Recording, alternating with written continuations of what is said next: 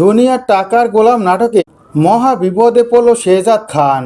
এমনই একটি পর্ব দেখতে পাবে দুনিয়ার টাকার গোলাম নাটকের দর্শকরা। দুনিয়ার টাকার গোলাম নাটকটি যতই দিন যাচ্ছে ততই দর্শকদের প্রিয় হয়ে উঠছে। একের পর এক ধামাকাদার পর্ব উপহার দিচ্ছে এই গল্পের পরিচালক। তবে আগামী পর্বটি আরও মহা ধামাকা হবে। টান টান উত্তেজনা থাকবে সেই পর্বে। যে পর্বটি দেখার জন্য অপেক্ষা করছিল এই নাটকের দর্শকরা, ঠিক তেমনই একটি পর্ব দেখতে পাবে তারা সবসময় চাইতো শেহজাদ খান মানুষের উপকার করুক, তবে এবার একটি উপকার করতে এসে মহা বিপদে পড়ল সে।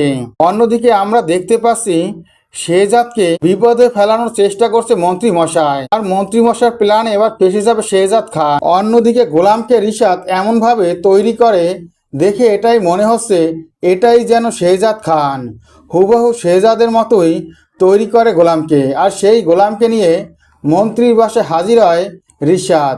রিশাদের সাথে শেহজাদকে দেখে অবাক হয়ে যায় মন্ত্রী কিছুতেই বিশ্বাস করতে চায় না যে এই শেহজাদ খান। আর তখনই রিশাদ আসল সত্যিটা খুলে বলে।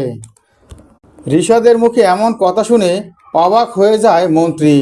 আর তখনই মন্ত্রী বলে এবার তাকেই কিছু একটা করতে হবে। এবার এই নকল শেহজাদকেই তার কাজে লাগাতে হবে।